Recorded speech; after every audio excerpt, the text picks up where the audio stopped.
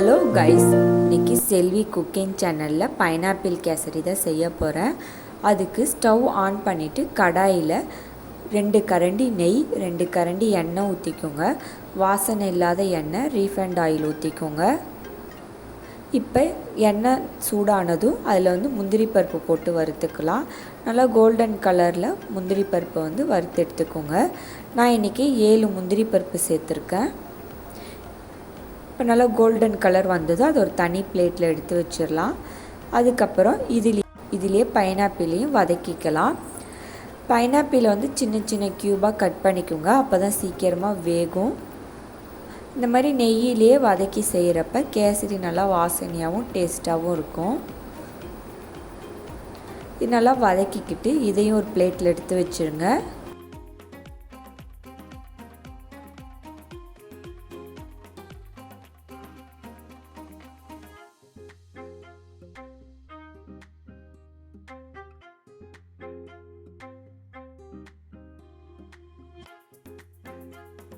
இப்போ மீதம் இருக்கிற நெய் ஊற்றிக்கலாம்.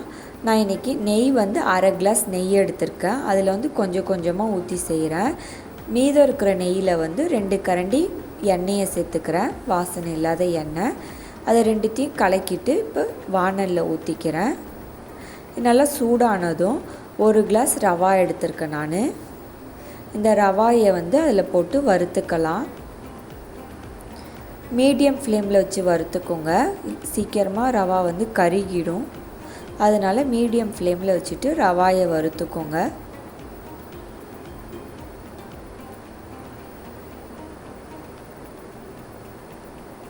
நல்லா கலர் சேஞ்ச் ஆகும்.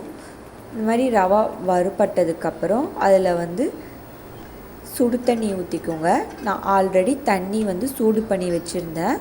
அது எந்த கிளாஸில் ரவா அளந்தனோ அதே கிளாஸில் 3 கிளாஸ் தண்ணி சேர்த்துருக்கேன்.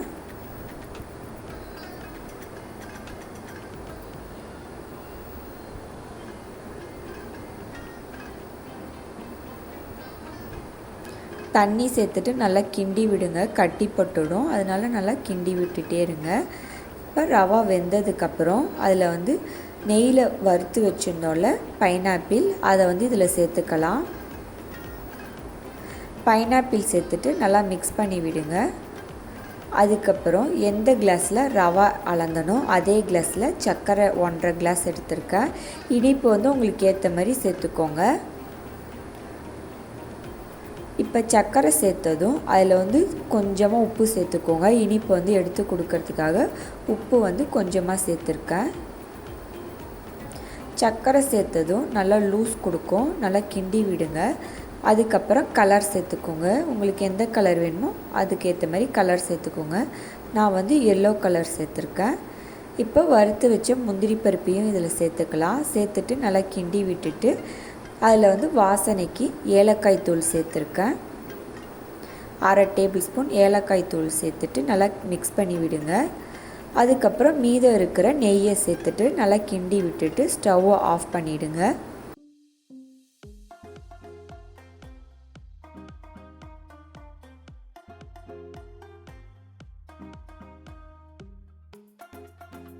இந்த மாதிரி கேசரி நல்லா சுருண்டு வரணும்.